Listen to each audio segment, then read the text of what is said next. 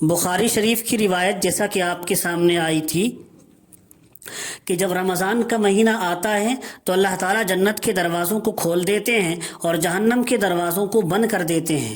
تو کیا مطلب ہے اس کا؟ علماء نے ایک نکتے کی بات یہ لکھی ہے کہ جنت مظہر ہے رب تعالیٰ کی رحمت کا اور جہنم مظہر ہے اللہ کی صفت غضب کا۔ تو جہنم کے دروازے بند کر دینے اور جنت کے دروازے کھول دینے سے اشارہ ہے اس طرف کہ نیک اعمال کر کے جنت میں جو آنا چاہے آ جائے، میری طرف سے اب کوئی رکاوٹ نہیں ہے۔ اور اللہ تعالیٰ کی طرف سے تو رمضان میں اعلان ہو رہا ہے، یا باغی الخیر اقبل، اے خیر کے تلاش کرنے والے، اے نیکیوں میں لگنے والے ذرا آگے کو بڑھ، ویا باغی الشر اقصر، اور اے برائیوں میں لگے رہنے والے اب باز آ جا اور اب رک جا۔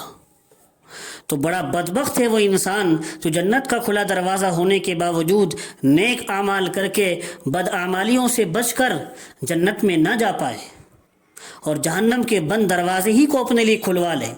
یہ تو آپ نے کعب بن عجرہ کی روایت فضائل اعمال میں بھی پڑھی ہے کہ اللہ کے رسول صلی اللہ علیہ وسلم نے جبریل علیہ السلام نے بددعا دی ہے اس شخص کو جو رمضان المبارک کا مہینہ بھی غفلتوں میں اور بدعمالیوں میں گزار دے اور اپنی مغفرت نہ کرا پائے۔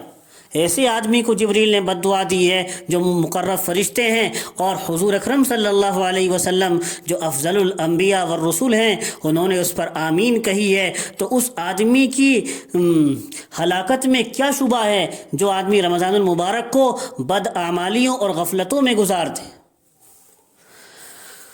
تو اسی رمضان کے تعلق سے کہ رمضان ہمیں کیسے گزارنا چاہیے، علامہ ابن قیم رحمۃ اللہ علیہ نے زاد المعاد میں حدیث ذکر کی ہے، من سلم لہ رمضان سلمت لہ السنہ۔ اللہ کے رسول علیہ الصلوۃ والسلام نے ارشاد فرمایا، جس کا رمضان سلامتی کے ساتھ گزر گیا اس کا پورا سال سلامتی کے ساتھ گزرے گا۔ تو رمضان کو سلامتی سے گزارنے کا مطلب علماء نے کیا لکھا ہے؟ یہ ہے کہ رمضان کی خصوصی عبادتیں روزہ اور تراویح کو خوش دلی سے ٹھیک ٹھیک انجام دے، اور دوسری بات رمضان میں اس بات کا اہتمام کرے کہ کوئی گناہ بھی اس سے سرزد نہ ہو، مثلا جھوٹ، غیبت، رشوت لینا، دھوکہ دینا، کسی کا حق کھانا، دل دکھانا، تکلیف پہنچانا وغیرہ وغیرہ۔ یہ کام تو پورے سال ہی ناجائز اور حرام ہیں، لیکن رمضان کے احترام میں کم از کم ان کو چھوڑ دیں۔ یہ ہے رمضان کو سلامتی سے گزارنے کا مطلب کہ رمضان کی مخصوص عبادات روزہ اور تراویح کو ٹھیک ٹھیک انجام دے اور تمام گناہوں سے بچے۔ تو پھر کیا فرمایا؟ انعام کیا ملے گا؟ سلیمت لہ السنہ، اس کا پورا سال سلامتی کے ساتھ گزرے گا۔ کیا مطلب ہے اس کا؟ یعنی پورے سال کی عبادتیں اس کے لیے کرنی آسان ہو جائیں گی اور گناہوں سے بچنا بھی آسان ہو جائے گا۔ اس کی مثال علماء نے ذکر کی ہے، جیسے ہاتھ کی سلائی مشین کو تھوڑا سا زور سے چلانا پڑتا ہے ہاتھ سے، اور تھوڑا سا خود بخود وہ چلتی چلی جاتی ہے بعد میں بھی۔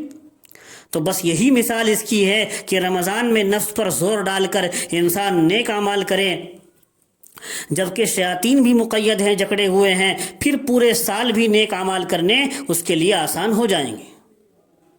دوسرا مطلب یہ بھی ہو سکتا ہے کہ اللہ رمضان کی عبادتیں ٹھیک ٹھیک کرنے پر پورا سال پریشانیوں، مسائل اور بیماریوں سے بچا کر خیریت اور عافیت کے ساتھ گزروا دیں۔ تو جس نے رمضان کی عبادتیں صحیح انجام دی، گناہوں سے بچا، اس کے لیے تو یہ انعامات ہیں، اور جس نے عبادتیں صحیح انجام نہیں دی، گناہوں سے نہیں بچا، اس کا پورا سال سلامتی کے ساتھ گزرنے کا اللہ کی طرف سے کوئی وعدہ نہیں ہے۔ اللہ ہمیں عمل کی توفیق دے۔ اور ایک بات یاد رکھیے رمضان کے تعلق سے، رمضان نیکیاں کمانے کا ایک سیزن ہے۔ علماء نے اس کو ذکر کیا ہے کہ رمضان نیکیاں کمانے کے لیے ایک سیزن کا درجہ رکھتا ہے۔ جس طرح دنیا دار کا ایک سیزن ہوا کرتا ہے، اس طرح نیک لوگوں کے لیے اور نیکیاں کمانے کے لیے، نیک اعمال میں بڑھ چڑھ کر حصہ لینے کے لیے رمضان بھی ایک سیزن کا درجہ رکھتا ہے، کیونکہ اس میں اعمال کا ثواب بھی بڑھ جاتا ہے۔ اور پھر رمضان کے تعلق سے صحیح ابن خزیمہ کی روایت میں اللہ کے رسول صلی اللہ علیہ وسلم نے ارشاد فرمایا تھا، 4 کام اس مہینے میں کثرت سے کیا کرو۔ نمبر 1 کلمہ طیبہ زیادہ سے زیادہ پڑھو. نمبر 2 استغفار بھی زیادہ سے زیادہ پڑھو. نمبر 3 جنت کا سوال کرو، اللہ سے جنت مانگو. نمبر 4 جہنم سے پناہ مانگو. اس مہینے میں یہ 4 کام زیادہ سے زیادہ کیا کرو. اللہ کے رسول علیہ السلام نے حدیث شریف میں ارشاد فرمایا، بعض علماء نے ذکر کیا ان کو ساتھ ساتھ بھی پڑھا جا سکتا ہے، لا الہ الا اللہ، استغفر اللہ، اسألک الجنہ واعوذ بک من النار. روزانہ اس کے پڑھنے کا اہتمام کرنا چاہیے. اور بس اسی پر آگے جو ہے وقت کے حساب سے ایک مختصر سا واقعہ بتا کر بات ختم کرتا ہوں. امام ابن قدامہ حنبلی نے التوابین میں یہ واقعہ ذکر کیا ہے. عبداللہ بن مرزوق رحمۃ اللہ علیہ ابتدا میں ان کی زندگی دین سے دوری کی تھی. ایک مرتبہ شراب کے نشے میں تھے کہ ان سے 3 نمازیں رہ گئیں. نشے میں سوئے ہوئے تھے. ان کی باندی خادمہ نے آگ کا انگارہ پنڈلی سے ٹچ کیا. ان کی باندی اور خادمہ جو تھی اور نیک تھی بہت. اس نے ایک دن کیا کیا کہ جب وہ نشے میں سوئے ہوئے تھے 3 نمازیں چھوڑ دی، آگ کا انگارہ پنڈلی سے لگا دیا. ایک دم انہوں نے چیخ ماری اور پنڈلی کو مسلنے لگے.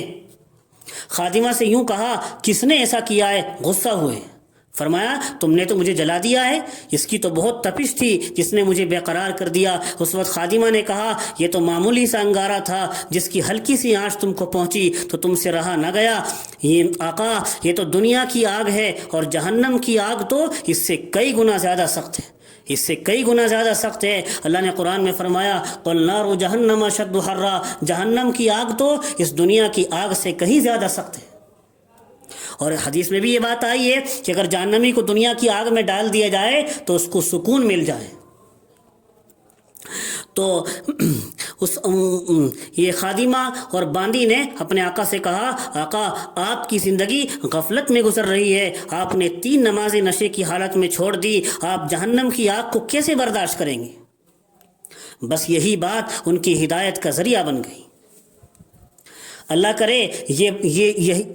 کرے یہ بات ہماری بھی، ہم سب کی بھی ہدایت کا ذریعہ بن جائے. یہی بات صرف اتنی سی ان کی ہدایت کا ذریعہ بن گئی. انہوں نے کیا کیا؟ پھر غلاموں کو آزاد کیا، مال کو اللہ کے راستے میں خرچ کیا، آنے والی زندگی کو عبادت اور ریاضت میں گزارا.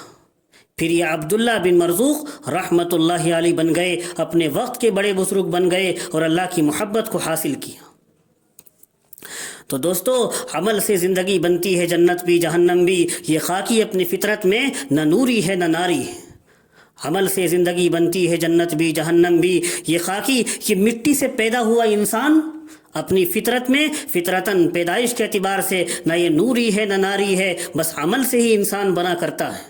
اللہ ہم سب کو نیک اعمال کی توفیق نصیب فرمائے اور گناہوں سے بچ کر زندگی گزارنے کی توفیق نصیب فرمائے. آمین. وآخر دعوانا ان الحمد للہ رب العالمین.